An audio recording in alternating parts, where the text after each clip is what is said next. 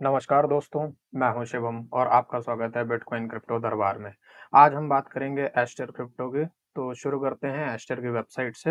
यहाँ पे आप देख पा रहे होंगे कि ये डिसेंट्रलाइज परपेचुअल कॉन्ट्रैक्ट है जो कि क्रिप्टो में भी ट्रेड करता है और स्टॉक्स में भी ट्रेड करता है। और यहाँ पे आप देखोगे तो टोटल ट्रेडिंग वॉल्यूम इसका $2 ट्रिलियन से ज़्यादा है। यूजर्स इसमें 3 मिलियंस हैं और ओपन इंटरेस्ट आप देख पाओगे $5 बिलियन से ज़्यादा है। टीवीएल इसका है $1 बिलियन, जो कि है टोटल वैल्यू लॉग्ड एस्टर पे। और ये लोग जो हैं ये 101 सिंबल्स में ट्रेड करते हैं, मतलब यहाँ पे आपको इतने क्रिप्टो और स्टॉक्स देखने को मिलेंगे। फिर अगर हम इसकी बात करें तो इसमें स्पेशल क्या है, तो इसमें इनविजिबल ऑर्डर्स हैं और विजुअल एडवांटेज है। मतलब आप ऑर्डर लगाओगे तो ऑर्डर हिस्ट्री में या ऑर्डर बुक पे आपका जो ऑर्डर लगा है वो शो नहीं करेगा दूसरों को, तो इससे आपको एडवांटेज मिलता है। फिर देखें तो यहाँ पे क्या है, स्टॉक्स मीट क्रिप्टो, मतलब यहाँ पे एक ही डेस्क है, ये डिसेंट्रलाइज एक्सचेंज, जहाँ पे आप क्रिप्टो और स्टॉक्स दोनों को ट्रेड कर सकते हो। आप यहाँ पे देख पा रहे होगे कि मेटा भी है, अमेजोन भी है। बाकी जगह पे ऐसा नहीं है, कोई भी डेस्क होंगे डिसेंट्रलाइज एक्सचेंज होंगे तो उनमें आप सिर्फ क्रिप्टो ही ट्रेड कर सकते हो। अब एस्टर ही क्यों है, तो एस्टर में आप देखोगे यहाँ पे तो क्रॉस चेनिंग ट्रेडिंग है। मतलब यहाँ पे ये कैसे वर्क करता है, अगर आप देखो तो जैसे मान लो अगर बीएनबी, इथेरियम, सोलाना और एवैक्स है ना, तो इससे आपको अगर एक एसेट भेजना है एवैक्स से और सोलाना में भेजना है, या एवैक्स से आपको इथेरियम में भेजना है, तो आपको ब्रिज का इस्तेमाल करना पड़ता था। बट अब ऐसा नहीं है, एस्टर जो है वो बहुत ही मिनिमल कॉस्ट में ट्रांसफर कर देता है और बहुत फास्ट करता है। ठीक है, फिर आप यहाँ पे देखो अनमैच्ड लिक्विडिटी, मतलब यहाँ पे आप ऑर्डर लगाओगे तो ऐसा नहीं है कि आपका ऑर्डर अटक जाएगा या तो प्लेस नहीं हो रहा है या ऐसा, क्योंकि लिक्विडिटी बहुत है यहाँ पे, यूजर्स बहुत ज्यादा हैं। फिर एडवांस टूल्स हैं जैसे हिडन ऑर्डर्स है ना, तो वो अच्छी चीज है इसमें। फिर अपन इसके पार्टनर्स देखेंगे। पार्टनर आप देखो तो पैनकेक स्वैप है जो कि पहले का ही है, हाइपरबॉट है, यूजी लैब्स है और पेंडल है, ये भी मतलब बाइनेंस में ही लॉन्च हुआ था पेंडल, और लिस्टेड आओ, बहुत सारे हैं आप इसके पार्टनर्स, आप देख सकते हो यहाँ से। और अगर आपको ट्रेड करना है तो आप यहाँ पे ऑप्शन देखोगे, परपेचुअल है, परपेचुअल में जा सकते हो। यहाँ पे आपको ट्रेडिंग के ऑप्शंस मिल जाएंगे और ये बिटकॉइन पे खुला हुआ है। आप चाहो तो यहाँ से दूसरे भी ऑप्शन ले सकते हो, जैसे कि मैंने बात की कि स्टॉक भी आप यहाँ से ट्रेड कर सकते हो। तो ये देखो आप मेटा के भी ऑप्शन है, ये फेसबुक है मेटा, है ना, तो आप स्टॉक्स में भी इसमें ट्रेड कर सकते हो। बाकी आप देखो तो यहाँ पे आपको कनेक्ट वॉलेट का भी ऑप्शन मिलता है। आप यहाँ पे कनेक्ट करोगे तो आप बाइनेंस वॉलेट को यहाँ से कनेक्ट कर सकते हो। इसको आपको बाइनेंस में स्कैन बस करना है और ये अपने आप कनेक्ट हो जाएगा। इसमें एक खास बात क्या है कि इसमें आपको लॉग इन साइन अप ये करने की जरूरत नहीं है। जबकि आप बाइनेंस पे देखोगे तो आपको, अगर आप नए यूजर हो तो आपको साइन अप करना पड़ेगा और उसके लिए आपको केवाईसी वगैरह करनी पड़ेगी। तो ये सेंट्रलाइज एक्सचेंज का थोड़ा सा डिसएडवांटेज है। बट आप अगर एस्टर को देखोगे तो ये डिसेंट्रलाइज्ड है, इसमें आपको कोई भी डॉक्यूमेंट शेयर करने की जरूरत नहीं है, आप डायरेक्टली ट्रेड कर सकते हो। और इसमें एक और चीज आप देखोगे तो यहाँ पे 1001x तक लेवरेज आपके पास अवेलेबल है। मतलब आप अगर चाहो तो $100 लगाओगे तो आप उसको 1000 टाइम्स मल्टीप्लाई कर सकते हो। मतलब आप कितना भी चाहो आप लेवरेज यहाँ से एडजस्ट भी कर सकते हो, वो आपके ऊपर है, और आप ट्रेड लगा सकते हो। फिर अपन बात करें तो स्पॉट भी है इसमें। मान लीजिए आपको स्पॉट पे बाय करना है, आपको ट्रेड नहीं करना है, तो आप वो भी कर सकते हो। यहाँ पे आप वॉलेट कनेक्ट करिए और यहाँ पे फंड से आप यूएसडीटी से आप बीटीसी खरीद सकते हैं।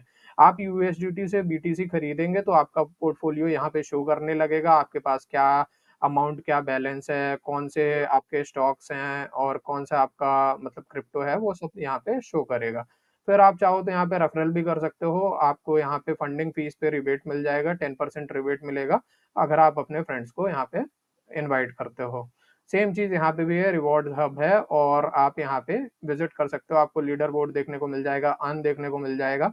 ये काफी अच्छा है। अन फीचर ऐसा है कि आप इसमें अगर ट्रेड भी लगा रहे हो ना तो उस पे भी आपकी अर्निंग होगी।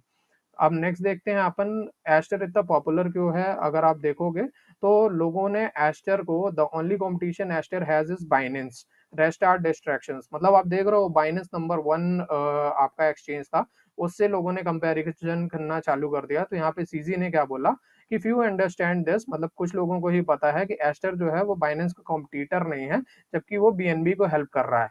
ऐसा सीजी ने क्यों बोला कि वो बीएनबी को हेल्प कर रहा है, तो आप अगर देखोगे एस्टर पे तो कॉन्ट्रैक्ट आप देखो तो ये बीएससी पे ही है, बाइनेंस स्मार्ट चेन पे है। तो अगर कुछ भी आप यहाँ पे ट्रेड करते हो, कुछ भी करते हो, तो वो आप बाइनेंस चेन को यूज़ करोगे और उनका जो बीएनबी है उसकी वैल्यू भी बढ़ेगी, है ना? तो ये तो हो गए कुछ इसके पॉजिटिव पॉइंट्स। अब देखते हैं कुछ नेगेटिव पॉइंट्स। नेगेटिव पॉइंट्स ये हैं कि आप अगर देखोगे तो इसकी मैक्स सप्लाई 8 बिलियन है, बट अभी ये करंटली करीब-करीब आप इसको देखो तो सर्कुलेटिंग 21% ही है, मतलब 1/5 के आसपास सर्कुलेटिंग है।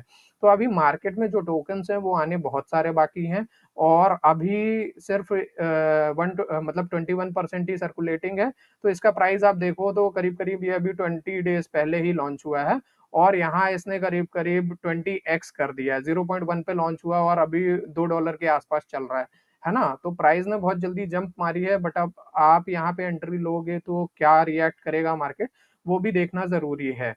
तो आप यहाँ पे देखो टोकन अनलॉक्स, तो टोकन अनलॉक्स में यहाँ पे कोई डेटा दिया नहीं हुआ है, तो ये थोड़ा-सा सस्पिशियस है।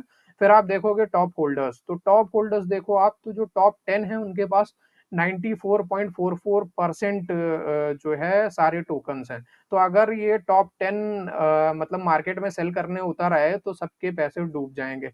ये बहुत रिस्की चीज़ है। इसी तरह अगर मैं कंपेयर करूँ आपका एस्टर की जगह एवलांच देखते हैं, तो यहाँ पे आप देखो तो यहाँ पे मैक्स सप्लाई 715 मिलियन है और इसकी जो सर्कुलेटिंग है वो 59% से सर्कुलेट हो रही है। और लॉन्ग टर्म पे देखो तो इसने अपना जो प्राइस एक्शन है वो थोड़ा-सा मेंटेन किया हुआ है। अब आप इसका टोकन अनलॉक्स देखोगे तो इसका डेटा पूरा यहाँ पे दिया हुआ है, मतलब कुछ भी हिडन नहीं है। तो अगर किसी भी टोकन को बढ़ना होता है तो उसके जो एलोकेशंस होते हैं वो सारे मैट्रिक्स अवेलेबल होने चाहिए जिससे यूज़र उसको देख पाए।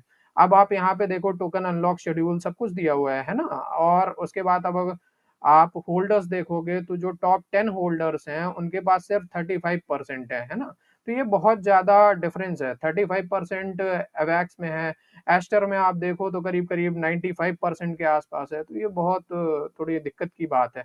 फिर अपन बात करेंगे एस्टर के चार्ट की, तो एस्टर पे आप देखोगे तो अभी जो चार्ट पैटर्न बन रहा है, वो थोड़ा-सा बुलिश बन रहा है। यहाँ पे आप देखो तो ये ट्रायंगल फॉर्म पे अभी अपसाइड पे यहाँ पे रेजिस्टेंस फेस किया, फिर यहाँ पे सपोर्ट, फिर अभी रेजिस्टेंस, तो यहाँ पे अभी कंसोलिडेट कर रहा है। हो सकता है ये ऊपर की तरफ यहाँ पे ब्रेकआउट दे दे, तो आप लोग ये चीज़ नोटिस कर सकते हो। आपको ट्रेड लगाना है तो आप यहाँ पे ट्रेड लगा सकते हो, एंट्री ले सकते हो और इसके नीचे आपको स्टॉप लॉस लगा देना है। बट मोस्टली मैं यही बोलूँगा कि एस्टर थोड़ा-सा रिस्की अभी दिख रहा है क्योंकि इसकी सर्कुलेटिंग सप्लाई जो है वो बहुत कम है और काफ़ी सारे टोकन अनलॉक हो सकते हैं क्योंकि टोकन अनलॉक मैट्रिक्स यहाँ पे शो हो नहीं रही है। आप देखो तो ये डेटा है नहीं। तो इसलिए आप लोग इसमें सोच समझ के इन्वेस्ट करिएगा। मिलते हैं नेक्स्ट वीडियो में, तब तक अपना ध्यान रखिएगा। वीडियो अच्छी लगी हो तो लाइक, शेयर और सब्सक्राइब करिएगा। नमस्कार।